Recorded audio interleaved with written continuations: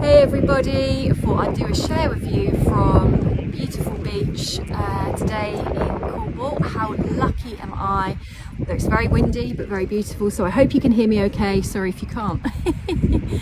Letting go, such a big topic, isn't it? Letting go, and a few minutes of a talk here doesn't do it justice. And letting go means something different for everybody, but there's no way we're going to be able to get through our lives without having to experience letting go. And letting go can be of many things. It's of people, relationships, wounds, hurt, memories, experiences, chapters, and usually the harder we find it to let go is because the deeper the pain. So often one of the big struggles with letting go is the memory we associate with what we're trying to let go of, and how deep that can go when we're trying to let go of something that really embeds in our body, in our nervous system, in our consciousness, in our memories. And letting go becomes trickier the more we are attached to something emotionally.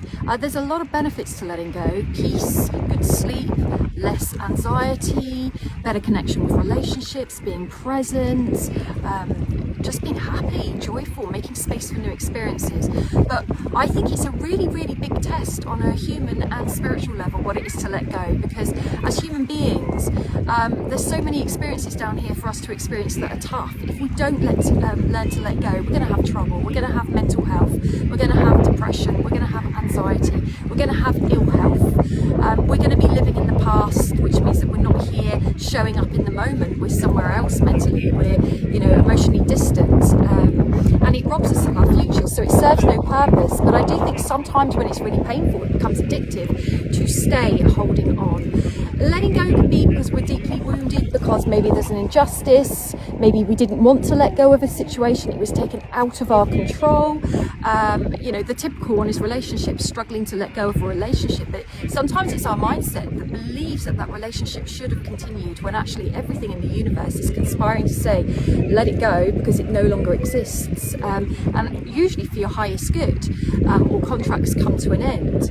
But on the human level and neurologically, we are hardwired to be in survival and protect ourselves in safety. So if we've had a tough experience, we'll often replay the emotion and get stuck ruminating on the story for a long time, because the irony is our psyche thinks that it's keeping us safe by going, if we keep this memory right at the front here and you keep replaying it, hopefully we can control a situation that really we can't control and protect ourselves from going through that experience again.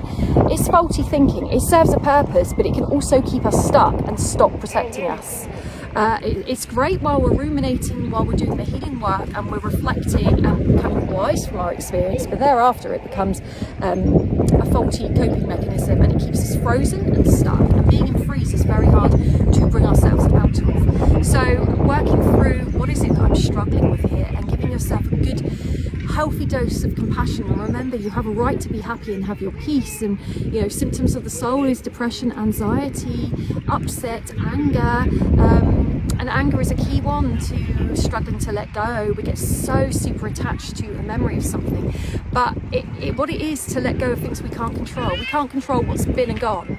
To a degree, we can't control the future, even though we can manifest and we can put in good intentions. It's about learning healthy coping skills. And I always bang on about this. I wish the schools would catch up, which they will, and teaching us our boundaries, our self-care, our protective mechanisms, our psychological skills, so that by the time we're 10 years old, we know everything that we're trying to deal with at the age of 50 that we're still trying to undo from our childhoods. Yes, I always say as well, I'll be out of a job, but on that merit, I'll be happy if the world is happy. So letting go, where are you at in your journey? Do you even recognise you haven't let go? Is there anything you need to let go of?